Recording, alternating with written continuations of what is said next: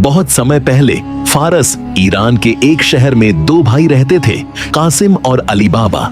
उनके पिता एक मामूली व्यापारी थे जिनका निधन जल्द ही हो गया। कासिम ने पिता की दुकान संभाली और जल्दी ही एक अमीर व्यापारी बन गया। उसने एक धनी व्यापारी की बेटी से शादी की और ऐश ओ आराम से जीने लगा। दूसरी ओर अली बाबा गरीब था। उसने एक लकड़हारे का काम शुरू किया। वह हर दिन जंगल में जाता, लकड़ियां काटता, उन्हें गधे पर लाद कर बाजार लाता और बेचकर अपने परिवार का पेट पालता। वह ईमानदार, मेहनती और संतोषी था। एक दिन जब अली बाबा जंगल में लकड़ियां काट रहा था तो उसने एक जोरदार आवाज सुनी।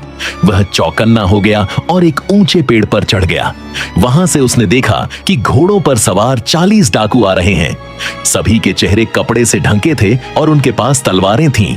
वे भारी बोरों को अपने घोड़ों से उतार रहे थे जिनमें सोना, चांदी और कीमती रत्न भरे थे। डाकू एक बड़ी चट्टान के पास पहुंचे और उनका सरदार जोर से बोला, खुल जा सिमसिम। अचानक वह चट्टान दो भागों में बंट गई और उसके अंदर एक बड़ी गुफा दिखाई दी। डाकू एक एक कर गुफा के अंदर गए। कुछ देर बाद वे खाली हाथ लौटे। सरदार ने फिर कहा, बंद हो जा सिमसिम, और चट्टान फिर से बंद हो गई। अली बाबा यह सब देख रहा था। डाकुओं के जाते ही वह पेड़ से उतरा, गुफा के पास गया और बोला, खुल जा सिमसिम। गुफा फिर से खुल गई। अली बाबा अंदर गया तो उसकी आंखें चौंधिया गईं। वहां तो ढेरों खजाने थे, सोने की मुद्राएं, चांदी के सिक्के, रत्न जवाहरात, कीमती कपड़े और क्या नहीं। उसने थोड़ा सा सोना अपनी बोरी में भरा और बाहर आ गया। गुफा बंद कर दी और खुशी खुशी घर लौटा। अंत अली बाबा ने अपनी पत्नी को सच्चाई बताई और दोनों ने तय किया कि किसी को यह बात नहीं बताएंगे। लेकिन जब उसकी पत्नी ने सोना तौलने के लिए अपने जेठानी से तराजू मांगा तो कासिम को शक हुआ। उसने जबरदस्ती अली बाबा से सारा रहस्य उगलवा लिया। कासिम ने अगली सुबह जल्दी जल्दी अपने घोड़े पर बोरियां लादी और गुफा की ओर निकल पड़ा।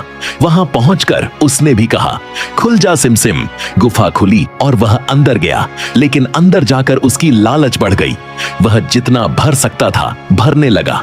जब बाहर निकलने की बारी आई तो वह गड़बड़ा गया। उसने चाबी शब्द यानी सिमसिम भूल गया। वह कहता रहा, खुल जा तिलसिम, खुल जा मिरसिम, खुल जा कुछ भी, लेकिन दरवाजा नहीं खुला। तभी डाकू लौट आए और उसे अंदर पाकर चौंक गए। उन्होंने कासिम से पूछताछ की, लेकिन जब उसने कुछ नहीं बताया तो उन्होंने उसे मार डाला।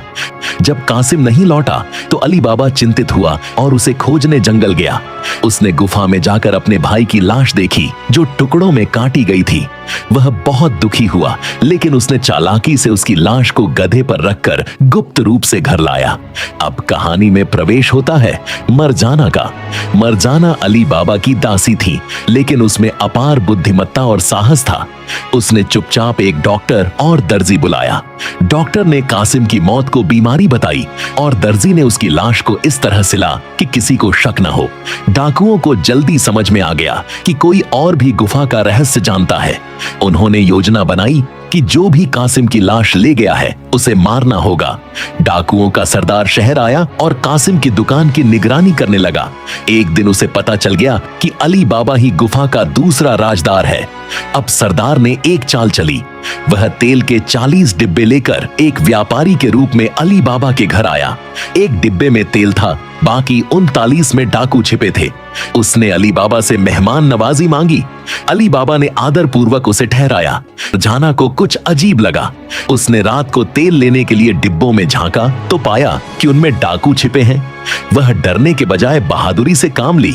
उसने उबलता हुआ तेल हर डिब्बे में डाला और सभी डाकू मर गए। डाकुओं का सरदार यह जानकर चौंक गया और भाग निकला, लेकिन वह जल्दी ही लौटा, इस बार एक नौकर के रूप में। मरजाना ने उसे पहचान लिया। एक दिन जब वह अली बाबा के बेटे के साथ बैठा हुआ था, मरजाना नृत्य करने के बहाने आई और अचानक छुरी निकालकर सरदार को मार डाला। अली बाबा पहले चौंका, फिर मरजाना की बात सुनकर बहुत खुश हुआ। उसने मरजाना को सम्मानित किया और उसे अपनी बहू बना लिया।